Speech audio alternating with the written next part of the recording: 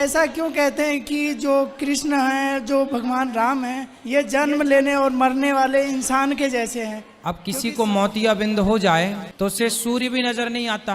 इसमें उसका दोष नहीं है, उसके मोतियाबिंद का दोष है। अब उन्हें मोतियाबिंद हो गया तो हम क्या करें? अज्ञान का। बिस्मिल्लाहिर्रहमानिर्रहीम। अस्सलाम वालेकुम दोस्तों, एक हिंदू शख्स ने पंडित अनिरुद्ध आचार्य से बहुत अहम सवाल किया। यकीनन कभी ना कभी आपके माइंड में भी ये सवाल आया होगा। उसने सवाल किया कि आप हमारे जो भगवान राम हैं, हमारे जो भगवान कृष्ण हैं, आप उनको जो है वो इंसानों से तशबीह देते हैं और ये कहते हैं कि वो इंसान थे और मर गए। उसका बात करने का मकसद ये था कि गॉड जो होता है, जो खुदा होता है, वो तो इस दुनिया से जाता नहीं है, उसको तो मौत ही नहीं आती।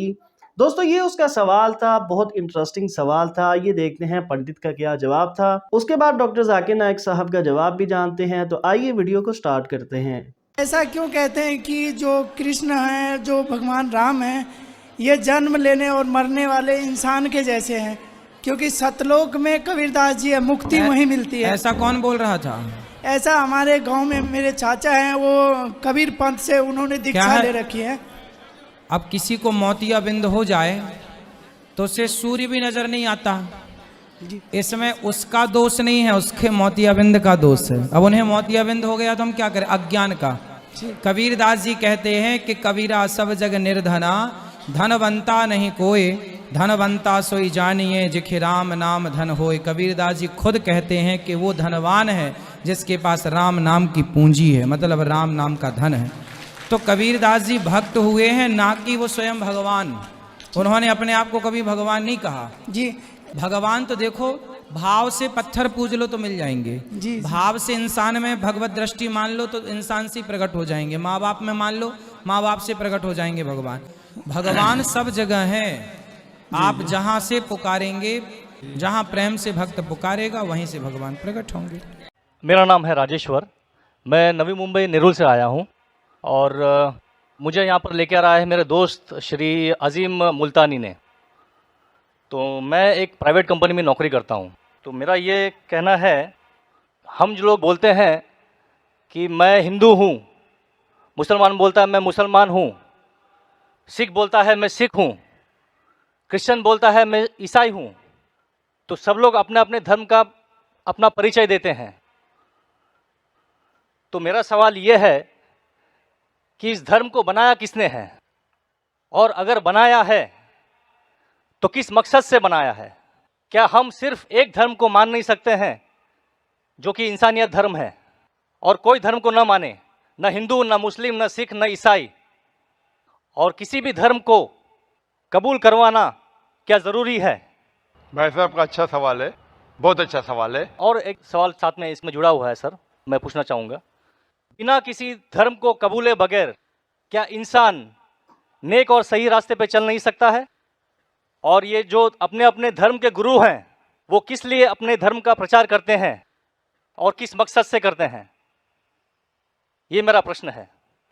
भाई साहब का बहुत अच्छा सवाल है कि लोग कहते हैं मैं हिंदू हूँ, मैं मुस्लिम हूँ, मैं सिख हूँ, मैं ईसाई हूँ। तो ये धर्म को किसने बनाया? धर्म होना चाहिए कि सिर्फ, बिल्कुल सही है, धर्म होना चाहिए कि, और वो होना चाहिए इंसानियत। भाई साहब पूछते धर्म होना चाहिए कि, फिर पूछते क्या धर्म को कबूल करना जरूरी है? और क्या एक धर्म में मानना जरूरी है? भाई साहब ने अच्छा सवाल किया कि कोई कहता है मैं मुस्लिम हूं, कोई कहता है मैं हिंदू हूं, कोई कहता है मैं ईसाई हूं, कोई कहता है सिख हूं। ये धर्म को किसने बनाया? और धर्म होना चाहिए एक। आपका पहले भाग जो सवाल का बिल्कुल सही है।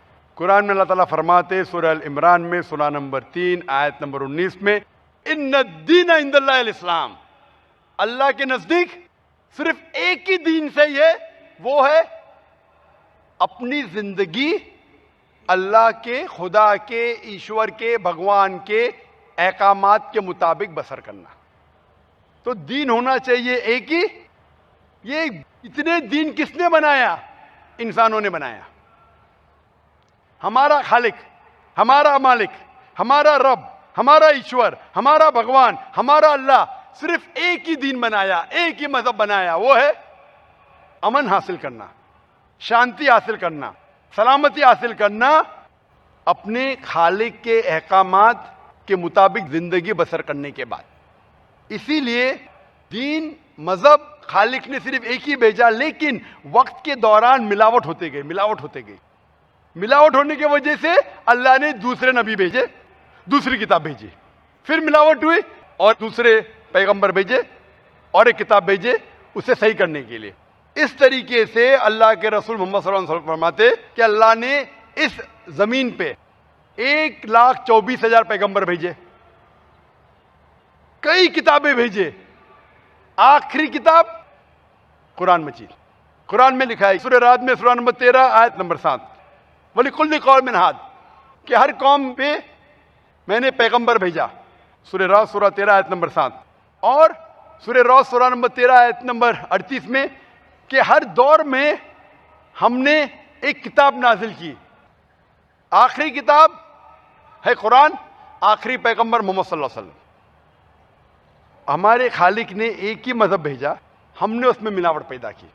मजहब का अगर सही मानी ले, हिंदू की क्या मानी? हिंदू की मानी यह है कि जो इंसान हिंदुस्तान में रहता है, जो इंडस वैली के इस तरफ रहता है, उसे कहते हैं हिंदू।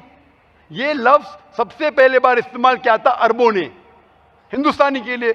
इस लफ्ज के एतबार से मैं हिंदू हूं।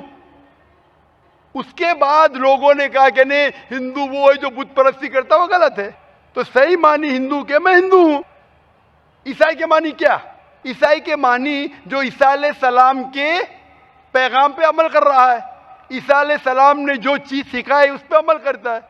मैं कहता हूं कि मैं जो अपने आप को ईसाई कहते हैं उससे ज्यादा ईसाई हूं, क्योंकि मैं ईसा अलैहिस्सलाम के बातों पे और अमल करता हूं बनिस्बत वो लोग जो अपने आप को ईसाई कहते हैं। तो उस लिहाज से मैं और पक्का ईसाई हूं। जू का मतलब क्या? जू का मतलब वो जो खुदा से, अल्लाह से मोहब्बत करता है। मैं अल्लाह से मोहब्बत करता हूं। मुस्लिम के मानी क्या? मुस्लिम के मानी वो इंसान जो अमन सलामती हासिल करता है अपनी जिंदगी को अल्लाह के अहकामात के मुताबिक बसर करने के बाद। मैं मुस्लिम हूं। आप समझ रहे? ये मिलावट बाद में आई, जो ईसा अलैहिस्सलाम ने सीखा उसमें मिलावट आई। तो धर्म सिर्फ एक होना चाहिए। आपका दूसरा भाग, हम क्यों ना सिर्फ इंसानियत पे अमल करें? भाई साहब, आप अच्छे मुसलमान बनने के लिए सबसे पहले आपको अच्छा इंसान बनने पड़ेगा। अच्छा इंसान बनना मतलब, एक मिसाल दे रहा हूं जो मैंने कल दिया था। अच्छा इंसान बनना मतलब स्कूल पास करना। अच्छा मुसलमान बनना मतलब पीएचडी। तो पीएचडी करने के लिए पहले 10वीं तो पास करने पड़ेगा। 10वीं पास करने के बाद ही पीएचडी कर सकते। आप बोले 10वीं के बाद मैं खुश हूं, नहीं, मैं पीएचडी के बाद खुश हूं। तो अच्छा मुसलमान बनने के लिए अच्छा इंसान बनना जरूरी है। जैसा मैंने शुरू में कहा, आप एक मुझे इस्लाम की तालीम बताओ जो इंसानियत के खिलाफ है, एक भी नहीं। तो इस्लाम मजहब ही इंसानियत का है, लेकिन इंसानियत के अलावा और चीज आपको सिखा रही है। क्या कह रही है? शराब मत पियो। अब इंसानियत में शराब पी सकते हैं क्या? नहीं। इंसानियत की किताब में आप शराब पी सकते हैं। हमारा खालिक बोलता है नहीं, शराब पीने से क्या होता है? आज जितने बलात्कार हो रहे, 80% से ज्यादा जो आदमी बलात्कार कर रहा है, या वो औरत जिस पे बलात्कार हो रहा है, या दोनों, तीनों में से एक शराब के नशे में था। इधर वो बलात्कार करने वाला शराब के नशे में था, या जो औरत पे बलात्कार हुआ गया, या दोनों शराब के नशे में थे, 80%। इसलिए हमारा खालिक, हमारा रब कहता है शराब मत पियो। इंसानियत कहती है शराब पियो। आप किस में मानेंगे, इंसानियत या रब में? तो इसीलिए मुस्लिम बनना इंसानियत का पीएचडी है। अच्छा इंसान बनना मतलब स्कूल पास करना। मैं बिल्कुल आपसे सहमत हूं। अच्छा इंसान पहले बनो, फिर मुस्लिम बनो। अच्छा मुसलमान बनने के लिए रब की इबादत करना जरूरी है। तो दोस्तों, ये थी आज की वीडियो। उम्मीद करते हैं वीडियो अच्छी लगी होगी। ऐसी ही इंफॉर्मेटिव और इस्लामिक वीडियोस के लिए चैनल को सब्सक्राइब करें। मिलते हैं नेक्स्ट वीडियो में। अल्लाह हाफिज़।